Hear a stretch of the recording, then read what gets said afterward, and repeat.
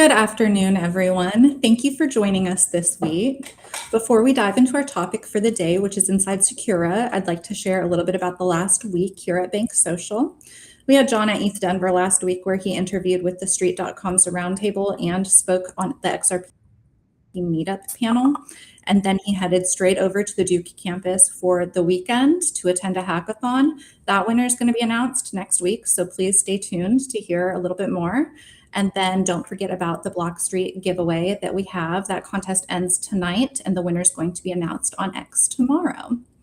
So today's conversation is going to bring together frontline experience across federal investigations, blockchain intelligence, and institutional risk to explore how fraud is actually detected, mitigated, and recovered in real-world environments. So I'd like to turn it over to our speakers for the day, starting with Erin. If you guys could each please share your background and how your experience shapes your perspective on modern fraud and financial security. Good afternoon, everybody. It's a pleasure to be here. My name is Erin DeWitt. I'm a partner with D-Risk Partners. I started my career in the Federal Reserve System. I was a regulator. I covered everything from international supervision to large bank supervision for over 5 years. Then I made a transition to Capital One Financial, where I was there for 8 years with senior risk positions at the bank level. And also my last role was the Chief Risk Officer for U.S. Card. Then I made the transition to be the Chief Risk Officer for Scottrade Financial up until the sale to TD Ameritrade. So I was there for about 2 to 3 years and had both the holding company and all its subsidiaries, the banks, asset management, and the broker-dealer, which most people are familiar with. I then made a transition to recapitalize a bank that was about to fail in Louisiana and recapitalize the bank and turn the bank around and cleaned it up on both the risk and compliance side, as well as it had some asset quality issues to work through. And since then, I've been in the consulting space and pleased to be a partner with D-Risk Partners, which was founded a little over 1.5 years ago on the premises that we were going to bridge a critical gap. And that gap really is how to bring that institutional grade experience. So a lot of my team members come from Citi, JP Morgan, Amex, and how can we bring them to build in-house compliance programs with that experience to what we consider some of the underserved, meaning the cryptos and the fintechs and the credit unions. So that is the premises of what we serve at D-Risk. Thank you so much, Erin. Hi, good afternoon, everyone. My name is Justin Hanson. I'm currently the Director of Secure Relations at BankSocial for the last 8 months. Before that, I retired from the U.S. Secret Service after a 25-year career with them. My last 8 years with the Secret Service, I supervised our financial crimes task force, and I'm also currently an adjunct professor at a university where I develop several graduate level courses on blockchain technology and cryptocurrency investigations. So I've been on this evolution from both a law enforcement and private sector recovery side. So I'm going to turn it over now to Gurvais. Hi, everyone. I'm Gurvais Grigg. I'm a board member and advisor to BankSocial. I began my career many years ago as a stock and bond broker insurance with both Series 6, Series 7 license before getting recruited into the FBI, where I spent the next 23 years working cases as an FBI agent and executive, everything from violent crime and white collar major fraud cases to counterterrorism, national security. Spent a good bit of that time working information technology and forensic solutions, digital assets and matters. When I retired from the FBI, I became the Chief Technology Officer for Public Sector at Chainalysis, where I spent about 4.5 years before starting my own company a few years ago, and now doing a lot of things like this. And this is one of the topics that's a great passion of mine is anti-fraud and helping victims recover their assets. So hope you'll enjoy today's discussion. I'm glad to be here. And I'm John, and I can tell you so much, some Gurvais. stuff about John? Can you not hear me? Okay, all right. Yeah, so I'm John Wingate. I'm the founder and CEO here. I could probably tell you a bunch of stuff, but not as cool as any of these people that came before me. And so I'm just really lucky to be here on this call with them and get to learn from them and all the great and wonderful experience that they have and how it shapes the way we architect, design, and then deliver those deliver those experiences to financial institutions, their consumers, their members, and that's really thinking through it from the very front end where they interact with the actual buttons on the screen to push money, all the way down through the compliance components that result in, how you respond to regulators and how you report to regulators, or how you report to FinCEN, how you report really or maintain compliance across the board. And so just really excited today to be able to bring these unique perspectives and then help you understand how our solution delivers those unique perspectives in a repeatable, algorithmic, and consumer and employee focused way. Thanks so much, John. I'd like to start with Gurvais for this next question and then go around the room. Gurvais, from your vantage point, how has fraud evolved across digital assets, payments, and financial institutions over the last few years? Yeah, so we're seeing a lot of dynasty in this space. Obviously, it's one that changes, and that's the nature of digital assets and the blockchain. But in particular, we're seeing the infusion of new technologies that are coming in and allowing fraud to be committed at scale. What do I mean by that? Well, obviously, the introduction of AI-assisted tooling to help these criminal and organized crime groups be able to expand their reach, their penetration, and really compressing their time to insight.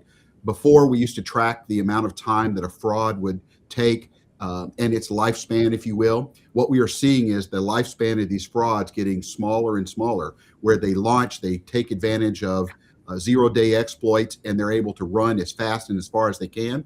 And before they get caught, they switch to the next one. So these AI-assisted tools, this rapidity in the marketplace is definitely a trend that we're concerned about.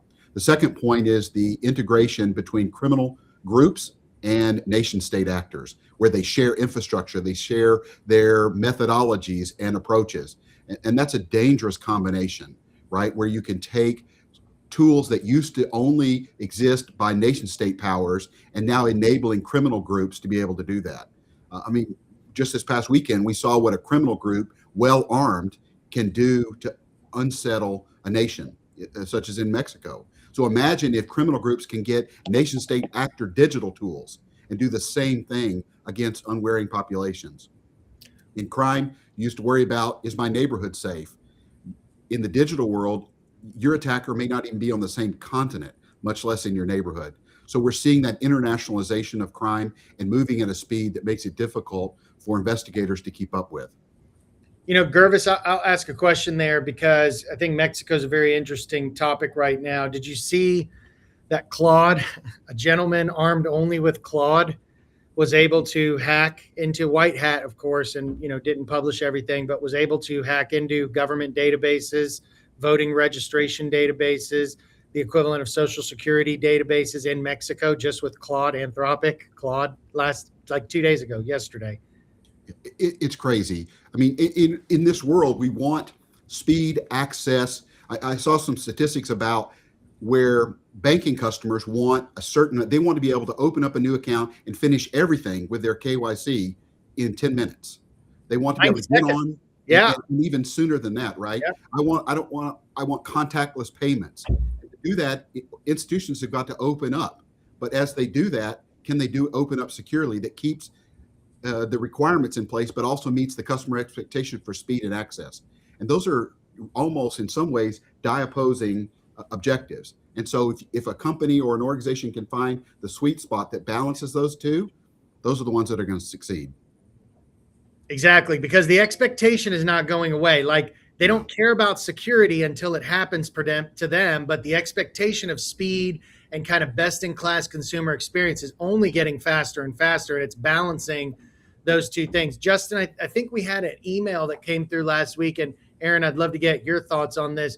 We saw an email from a vendor who, made some comments. I won't go into what those comments were, but, on the back end of putting certain types of assets like Bitcoin on your balance sheet. And, for those who aren't aware, there's something called a call report where a credit union has to issue a legal kind of regulatory response. Is it quarterly, Erin? Quarterly. Yeah, quarterly. And what call reports are is basically, here's our balance sheet, here's everything that we have. From y'all's take, and I can certainly share my thought, but Justin, maybe you and Erin can chime in on this. for a financial institution to put something on their call reports that they get no benefit of monetarily, financially, what does it do to a credit union or a bank who says, I've got $20 million of Bitcoin sitting in my core disclosed? What would you say to that, Justin? And then we'll follow up with you, Erin, as somebody who's seen the sophistication of how these actors target, hone in, and then go after your systems, your institutions. Yeah, I would definitely say that, they're going to target institutions that show exactly what's on their, what's in their wallets or their, what they have, all their assets they're listing, especially if they get into specifics where they can, use that information against these institutions. And then they know, like, why not go after this institution? It's got 20 Bitcoins. Why am I going to waste my time with another platform that may have their stuff hidden or controlled better?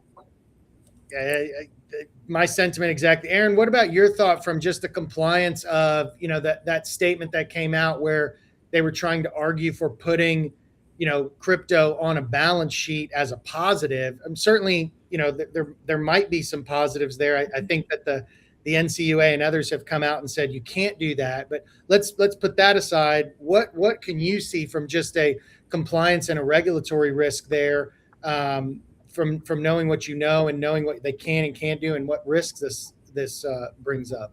So I think it brings up tremendous risk, and I think it's going to be a pushback to the regulators of, yes, you have to disclose in the call report, but they have, over time, the call report has evolved, and they have blacked out certain numbers or things of nature that are, not necessarily to the general public. But I do think that they're going to have to pull together, because what you're going to see is more events like that, where they know somebody has access to it, or the volume. I mean, you're really just saying, here I am, come get me. It's a red flag. And you're putting the financial institutions in a really difficult spot. So they're following the rules for transparency, but they're also opening themselves up to be a target. And so I think that's going to be escalated and has to be decisioned. But I think it's something that has to happen sooner rather than later, because you don't want to have more of these cases bubbling up to the system. It's going to make people very nervous using the product, and organizations even more hesitant to want to offer such services. So I think it's a service that the regulators are going to have to group together and figure out how they're going to address it holistically. Yeah, I think that's both great points on that. I just wanted to get y'all's thoughts on that, because those things have happened really recently. I know we didn't have it planned for, but just wanted to get some thoughts there. Catherine, go ahead, and we can go kind of continue on with the. Yeah, no, that's a great segue into talking about prevention before loss occurs, which was my next topic. I wanted to hear from you guys how AI-assisted systems changing the ability to detect fraud earlier compared to traditional monitoring approaches. Well, maybe I can. Oh, go ahead, Gurvais. No, John, please.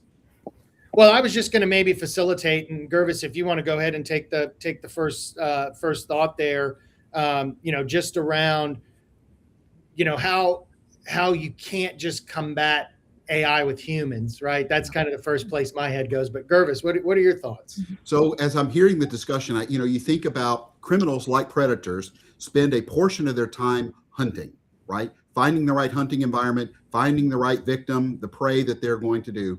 What do prey do? Prey spend time concealment, cover, right? And careful movement, right? Because they don't want to draw attention to the movement. So in the natural world, we see camouflage, we see concealment, staying low, etc. Well, when we look at AI-assisted tools, it compresses the hunting time for the predator, right? Now, and it multiplies their impact. Instead of having to go out there one bad guy against one victim, now a bad guy using AI-assisted tools can target 1,000 victims simultaneously and learn on the fly what techniques are working, what scripts are responding to which demographics that they're targeting, right? And so it allows them to become smarter and scale. And imagine if an organized criminal group that has resources that maybe they generate through narcotics proceeds, extortion, or other types of criminal activity can then reinvest back into their business to buy the technology and tooling. You can see where this goes very quickly. And so you're right. You cannot combat AI without engaging AI yourself. because it's not humanly possible to monitor that many threat channels and that many attack vectors. And so you have to look at those kind of tooling.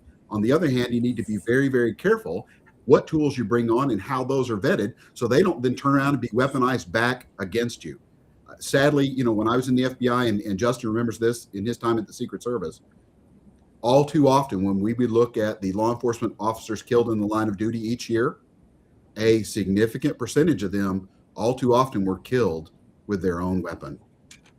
Right? So weapon retention became a really important part of our training. There's really no difference in this world as well. You need to be very, very careful about what tools you implement, because without proper vetting and security, those things can be turned around and used back against you. Yeah, and you know, kind of having that be involved, or having that be a part of the flow too, so you're not reacting to situations. You're able to be more proactive in situations, but it's a balancing of that. What about you, Justin? What are your thoughts there on AI? Yeah, I mean, AI is great. It's a game changer, but it's also a game changer for both sides of the equation, right? So like Gurvais was saying, like, it's a value tool in helping detect fraud, but it's also an arrow in the quiver of the suspects too. And they're using those, and they're using AI to change their accents to language to English, and they're targeting Americans. And what once where someone would be suspicious picking up the phone and talking with someone with a different dialect or an accent, now they're picking up the phone and you're from Texas, they're hearing someone on the other end that sounds like they're from Texas and has the same accent, which builds trust within, you know, these victims. And then all of a sudden, you know, the trust is built, and then they're giving out information that they shouldn't, and then their wallets are compromised, and they lose a lot of funds. So yeah, AI is great, but there's a balancing act, like Gurvais said, and we got to make sure you maintain that. Well, it's you know, the way to kind of think about fighting AI with AI is as that AI is quantum on the other side, Gurvais, to your point about it can modify and change, the AI on your side has to be able to go out and validate, right? Can it go out and validate 15, 20, 30, 50 different components about the interaction that it's having to verify that what's going on is what's happening? So it's not just about more readily ingesting data. It's also being able to go out and verify a lot more paths on this. So everything that you just talked about that the suspects are using, Gurvais, you've almost got to deploy the countermeasure on the opposite side to stay ahead of that curve. Erin, what are you guys seeing on the compliance? Did I lose you there for a second?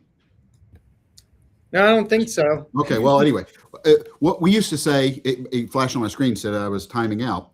We used to say the time to meet your partner is not while you're both standing at the edge of the crater, right? When I was working counterterrorism, that needs to happen long before. And if it's done right, there may never be a crater. In fact, that's the goal. So it's the same thing here. What are you doing to prepare your staff? What are you doing to invest in that? And who are your partners in this space? And do you know them? Why did a number of many years ago did the U.S. move to a 911 system? Because it was too darn hard to remember what's the sheriff's department's phone number where I live or where I'm at right now. Universal emergency access. So do your customers know how to get in touch with you? Do you have a streamlined approach and workflow already established with a quick call sheet about how do you respond? Because just the same as in a kidnapping or any of those other kinds of things, that golden hour exists. And in a fraud or scam, there's a golden hour that you have a chance to perhaps do something about it. The longer that takes, the less the probability that you're going to have a positive outcome for your institution or for that customer. So you need to have SOPs, standard operating procedures, clearly delineated. You can make them better over time, but having a plan is better than no plan. And then you work on making it the best plan. And do your staff know what that plan is? Do you regularly practice it? Do they understand how to respond? And as you build that muscle memory that Justin was talking about, it gets better and better. And to your customers, I mean, how many institutions actually invest in their customers to teach and to educate them about how to be fraud smart, right? How to prevent, because prevention, it's always easier to prevent an illicit transfer than to try to get it back. Mm-hmm. We'll talk a little bit about how to get it back later, but the best thing to do is prevent it from happening in the first place. Right. Yeah. And that's so true. You know, Gurvais, just to echo what you said there and emphasize what you said on time. Time is of the essence, right? That's really where these these ancillary AI systems, even if they're catching stuff post send, can pick up on signals, can pick up on, feedback from systems and help you get notices as fast as possible so that your teams or our teams or any combination of teams can start moving on it, because time is of the essence in these situations. We've seen the difference between acting on something within 24 to 48 hours versus, even just shortly after that, right? There's a quick decay with how fast you're in a good position, and then, very quickly in a pretty much a, unrecoverable situation or an unmitigatable situation. Yeah, half-lives in crime vary by crime type. And when you move all the way to frauds, it gets really fast. And you move to digital asset fraud, it gets even faster. Now, there's a digital trail that isn't always available in some other types of crime fraud, but it moves very quickly. I mean, we've all seen what can happen when the trail goes cold in a kidnapping. That golden hour is critical. And the same is true in digital assets. And on the financial institution side, the real mitigation happens at the alert stage. So when these digital assets, as you're saying, the movement is quick, the SAR filing is the end of the story. It's not the mitigation tool. And so one of the things I've seen on both sides, sitting in the chair and consulting, is the alerts are the real mitigation, and the people working those alerts need to be able to escalate without 4 layers of approval. So what you're saying is everyone has a hat to wear. We all have the playbook. We all know the playbook. But when they see something suspicious, we don't need 7 layers of approval and emails. They need to be able to push the button and have it visible so we can act on it, because that's really where you're going to minimize your loss as a financial institution. But a lot of times the tooling that exists out there, because it's so fragmented, because you have so many islands of information, you have to wait on getting that data. And I think that's where we've taken a huge leap forward is, when our systems get alerts, the opportunity to aggregate that data, right? AI to contextualize it, to grab all the information that it's seen, to deliver that to our internal team, right? Justin, every time we get an alert, it's a fully contextualized AI alert of all the details of that specific case. And we can set those agents out, Gurvais, to your point, to go hit Chainalysis, right? To go get the details. Where did it go? Who do we need to call? What's our next move? And Erin, to your point, if you can come to leadership, because there absolutely needs to be everybody needs to know, hey, look, 10 grand or 20 grand or 30 grand, right? There definitely needs to be a chain of notice that happens. But when you can come with, hey, this is what happened, this is who it impacted, this is where it went, this is my next steps are, and you can do that within 45 seconds of the event occurring or the alert coming your way. Think about, even if you have to go through 2 or 3 stages of notification, think about what you're walking in the room with versus, hey, 3 days later, heard about this fraud that came through our third-party fraud solution that we send our ACH files to at the end of the day. And now, as somebody who's sitting over a team of people, you've got to think, what's the likelihood that we're going to get that, right? And that's just a psychological weight on your mind. It's like, well, now we got to go do discovery, and is the money still there? And can we call Chase Bank and make sure the money's still there? So, all those psychological weights compound the longer and the more cycles there are between that data aggregation. And this is where we really see a tremendous benefit in, putting these tools at the front line where the consumers live, where the members live, being able to not only alert and educate the member in real time, but to alert the back end teams, the employee teams in real time before that money even moves, right? That, hey, this is potentially happening right now. Here are all the signals, millions of ACHs in some case, some of the big institutions are doing millions of ACHs a day, right? There's a lot of noise to sift through there. But when you can come with that signal in the noise, fully contextualized, think of what you can do with that data. That's really the way to think about this. And John, those tools can also be tuned to identify, is this a pattern we've seen before? So there may already be lessons learned that then can be applied to our recommended courses of action. And or if this is something new, now how do we get ahead of that and then inoculate the rest of our environment and partners? And that's that substrate component that I was talking about, where if you find something and you have to adjust a policy and a procedure because there's a flare up of behavior that's affecting, right, your organization, the ability for you to rewrite a policy, put something together quickly, drag it into substrate, it proliferates out to, it extends out to all the agents that are looking at this stuff. And then Erin, to your point, being able to say, here's what we did, right? We found a pattern. Here are all the signals we got. We made an adjustment. We put that into our policy engine, into our knowledge graph engine. It immediately disseminated into the AI agents. We stopped receiving that signal, and we were able to mitigate the issue in just a few minutes, as opposed to the weeks and weeks and weeks and coordination of efforts and third parties and different toolings, and forget even having to get the data and find the data, right? That's the type of efficiency we're talking about. And that's where you need to be if you're working to mitigate fraud, working to stay compliant, working to, fit within what regulations will allow versus what they won't allow. That's really the type of, perspective you need to be coming to these solutions that you're being presented with. Thank you guys so much. I would love to hop into audience questions, but prior to doing that, do any of you have any final thoughts? I'll just say real quickly that recovery can be complicated, but many things can increase our chances in recovery. Recovery depends on a lot of factors, but as we just discussed, like speed is the number one. If folks can reach out quicker, that helps immensely. Some of the other things are out of our control, how fast the suspect moves funds, what exchanges they move them to, mixers or tumblers and all that. But speed is the number one factor, like we discussed, and that's what AI does. It gets it to the forefront and to the human element a lot quicker. And also the ability to work with people and build relationships like Gurvais was talking about. That is paramount into these recovery situations and that's what we do well in Secura is we build these relationships, these partnerships. We work with law enforcement, and with the speed of AI and the tools that we're using, that's where we excel at. So that's it. Just wanted to add that. Thanks so much, Justin. Erin, Gurvais? From a banking perspective, from a financial institution perspective, I think I want to reiterate, know your playbook up front. I think Gurvais said this. The worst thing we want to do is wait for the fraud event to occur to figure out who does what in the fraud event. So teamwork does make the dream work. And we've talked about the speed and velocity and how much time we have, the golden hour, as was stated. So that is really important. Working together, who wears what hat, and timing is key for fraud in the financial institution. AI is going to assist in that, but there is a gap for a financial institution today until that's up and running.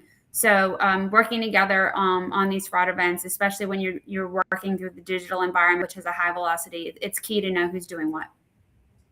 Yeah, I would just echo that and say, you can't fix what you don't understand. So invest in yourself, invest in your organization to understand, what does my workflow look like end to end? Where are the friction points in that? Where can we begin to cool those down to either buyback capacity or expand territory? And these things then become cumulative in their benefit to you and your organization. And as you're able, invest in your customers, help educate them, right? Through notices, alerts, education, find ways to incentivize them. I mean, when bank customers are polled, 97% of them say security, right, and fraud prevention are their key concerns when selecting an institution. So invest in yourself, and you'll have the kind of customers you want. That's absolutely right. I mean, you guys summed it up really well there.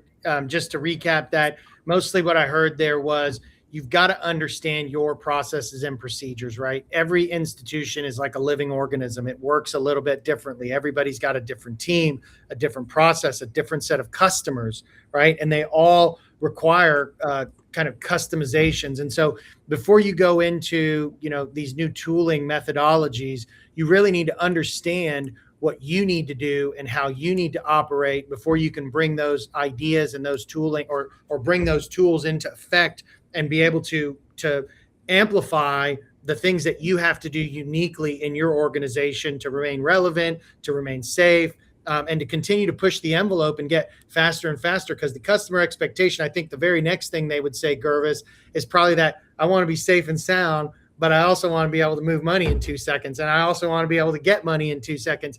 And so both have to move forward at a similar pace. And so understanding your institution, garbage in, garbage out, never been never been more apropos. And so I think that we can go on to the questions, Catherine. Yeah, awesome. So we have a question about the tools that we use for tracing on-chain transactions and how they are different or better than TradFi tooling with legacy rails. Well, Chainalysis is one of those tools. TRM Labs with Beacon Chain. There's a number of things we do there.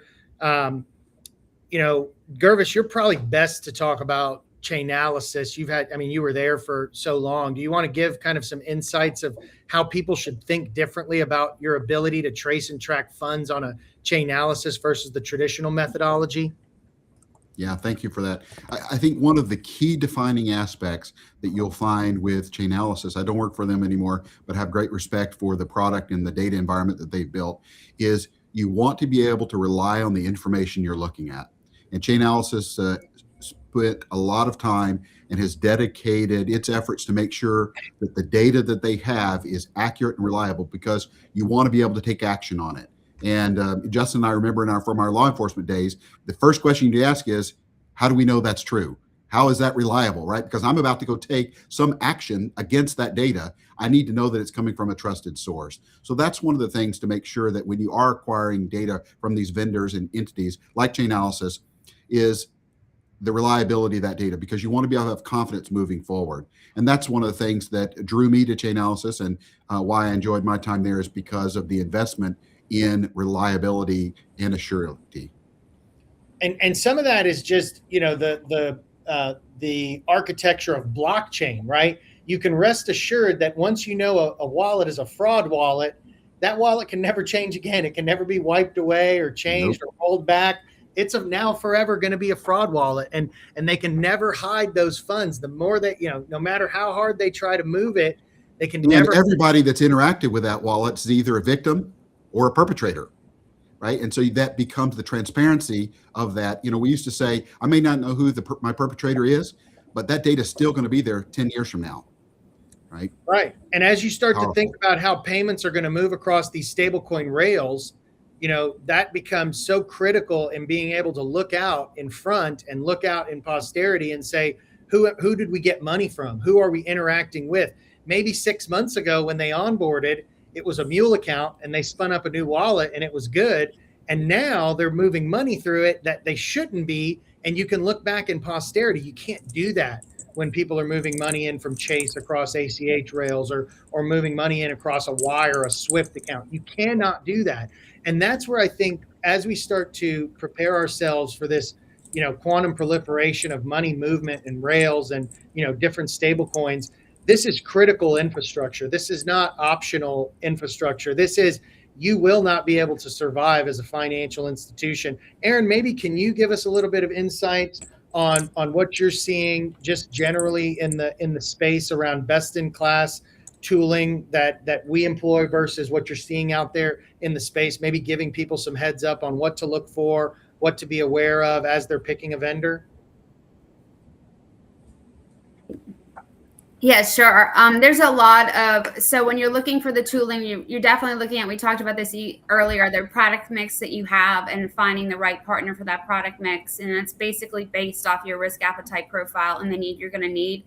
On the institution side, you're going to get a lot of oversight on your third party and vendor risk, and it's really how you vetted them. And so really what are you offering your customers and what do you need to provide oversight to those customers? So there's a variety of tools in the market, and best in class, especially if you're doing digital assets, you really want to make sure that you have some of those real-time higher end tools versus what I see in like the more of the BaaS and the other, what I would consider more the plain vanilla space is a different type of toolbox. So, but one of the things that we're seeing a lot on the regulatory side is how you vetted it on your third-party questionnaires. How are you? It's not a static point. How you're monitoring them, how you're going on site, and after you onboard them, then how are you providing oversight to them and go forward? What about you, Justin? Kind of what do you see in the TradFi, like the traditional financial world, and what is happening on blockchain? Just maybe some additional insights that you guys come across in your day to day in the Secura team.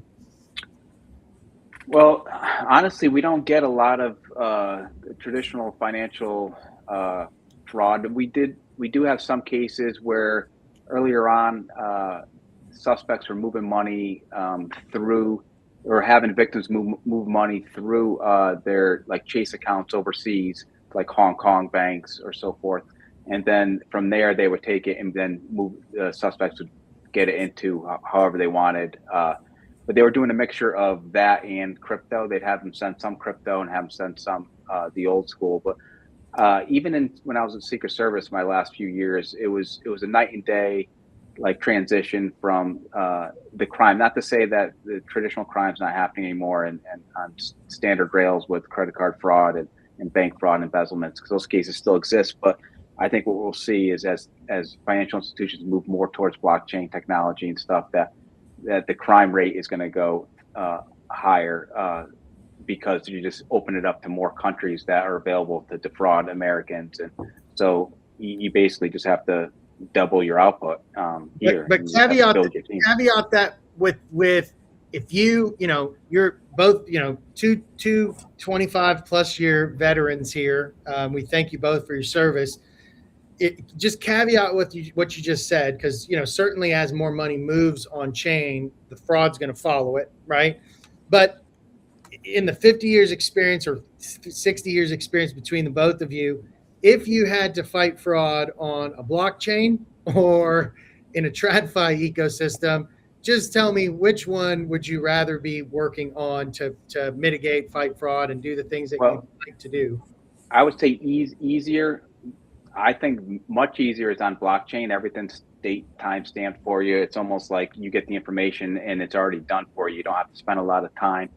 But also you got to remember, like, getting somebody arrested versus getting a victim's funds back is a little bit different. I think, getting someone's funds back with traditional financial institutions where people go in or commit crime, is a little bit easier. It takes less, I think, skill level than when you go into like this blockchain technology where you got to incorporate a lot more partnerships and stuff. And when these criminals are overseas, so the victims in blockchain a lot of times can have their money back, or they can have the person in handcuffs. I think they'd rather have their money back, and I think it's a lot easier to get their money back in blockchain technology cases. But it's harder to put someone in handcuffs in blockchain technology cases because a lot of these suspects are overseas, where traditional finance, it's a little bit harder to get their money back maybe, but easier to put somebody in handcuffs because a lot of those are taking place domestically, where when you introduce the blockchain, it's now rails across the world. So it's a little bit harder to actually go after those suspects, but easier to get the victims their money back. No, that's a great point, man. And I think as we start to see more of these VASPs as they come online in more of these countries, it used to be the Wild West. I mean, we've been dealing in the Wild West for like the last 15, 16 years. I think we to some degree all agree there. But what we have started to see over the last few years is kind of the tightening of like regulated side of this space, right? And you've also started to see that's kind of a Bitcoin story where Bitcoin just kind of moves. You can't white label it, you can't whitelist it, you can't blacklist it. I mean, it just kind of moves wherever it goes. With some of these new mechanisms and these new rails and these new blockchains, they are much more sophisticated. They are much more, and so as money starts to move more into these highly sophisticated rail systems where you have all the monitoring, you have all the programmability, you have all the whitelisting, the blacklisting, all of those tools that exist within the payment, the actual payment itself, within the digital dollar, within every coin or penny that's minted, you start to have a completely different paradigm of finance. And even we're starting to see, on other chains where they're doing wrapped Bitcoins, maybe the Bitcoin itself, the Bitcoin layer itself is not as secure. But as you can layer these different tools and these different sophisticated elements come online, I think we're going to see a fundamental shift in just how forward looking we can be in protecting money, in protecting value flow across, international rails even. But I certainly agree with you, Justin, that right now, while it's easier to get the money back on blockchain, I mean, we've in some cases within hours, right? You guys have been able to hone in and pull money back. And while that may not always end in, the other side getting caught, it certainly does end in people getting their money back, that's a good outcome. John, I would agree that as an former FBI agent, I would much rather have had the subject of one of my cases doing it on the blockchain than in TradFi because of the speed, the transparency. I can hop all over the world in a matter of moments right there. Whereas going through the mutual legal assistance treaty process, or otherwise known as MLATs, may take weeks, months, or maybe never in getting records. Secondly, right now and in the early days of blockchain, we had a lot of these non-cooperative jurisdictions that would offer exchanges where bad guys would move their money and park it offshore in non-cooperative jurisdictions, right? But as we have billions and now trillions of dollars moving into these payment rail systems, those jurisdictions are going to want to be recognized and participate in the global community, which means they're going to have to comply with international standards, which means they're going to have to put pressure on these non-cooperative jurisdictions and these non-cooperative exchanges. There's always going to be bad guy markets. What we want to do is reduce their availability and effectiveness, right? Where it becomes, with these islands, as the tide rises and the ocean level rises on compliance, these islands that they can go to get smaller and smaller and smaller. And they get more, they're easier to spot because there's few of them and they stick out in this ocean of water. And so we can begin to code for that and protect against that. So that's what I see as potential futures. Now, the future is always hard to predict. If I knew that, life would be different for us all. But this technology offers some real capabilities that previously have not been available in the traditional fraud TradFi space. Okay. Any other questions, Catherine? We took a long time on that one. No, you're great. I would to close, I would love to hear from each of you one common misconception about fraud prevention in the digital asset space, if we have time for that. I can start if you want. Please. One misconception we hear a lot is, cryptocurrency is unrecoverable, and it's not. It is recoverable. That's not a true statement. We can recover cryptocurrency. It's challenging, but with companies like us, Secura, we have the right team members, we have the right partnerships, and we work hard to help victims out. So, there's a lot of companies out there that don't have their this kind of SOP set up to do these types of recoveries. And if that's the case, that's why, companies like us and Secura exist to help them out. So it is recoverable. Not all cases end that way, but, I just don't want people out there thinking if somebody steals their crypto, it's gone for good and there's no way to ever get it back. That's not a true statement. Thank you. Thanks, Justin. Erin? From the financial institution space, I think one of the big misconceptions is fraud is coming from technology failures. And that is really not the case, especially with digital assets. We talked about this earlier. The governance gaps are what's driving it. So you can have the prettiest policy known to man, but if you're not executing against it, that's really where your gaps are starting to bubble up. It's really not necessarily single source of failure as being technology. And I think banks are starting to see that and starting to own and embrace it. I think so too. Thanks, Erin. Gurvais? The biggest misconception I see is the belief that I have to balance security against speed and ease of access, that I've got to compromise some of my security to make my platform easier to access and allow my customers to have speed. I don't accept that premise. It is true in some instances, poorly implemented, but it doesn't have to be. And I think there are ways to both increase your security and facilitate speed and ease of access for a good customer experience. And that has to be the focus to drive that innovation. Yeah, the biggest I agree, and I think that's exactly what we're doing at BankSocial. Yeah, I was going to say the biggest misconception I see is that that there's a thought that this can't be done, to Gurvais's point, because I've got to orchestrate. I don't think that people think they can't do it. It's more like, what do I have to do it? How many vendors do I have to bring together? And how long is this going to take? And what's the smallest footprint I can I can justify. What's the least amount of fraud I can write off every year that's within an acceptable limit?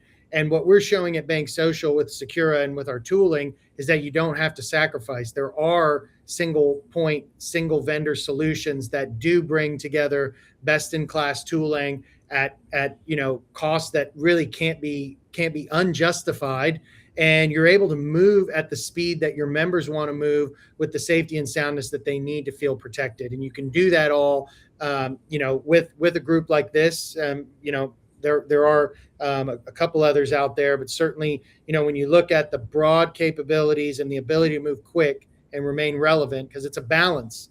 There's a concern out there that if I move too quick, I will risk, and if I don't move quick enough, I'm going to lose relevance. And you don't have to think that way anymore. There are solutions providers like BankSocial that have balanced and really found the overlap of where you can move fast, you can do it with a single source vendor, and you can also do it with safety and soundness in mind and bring these best in class experiences that people want and people need to live their lives from a day-to-day basis. So that's the biggest misconception I see.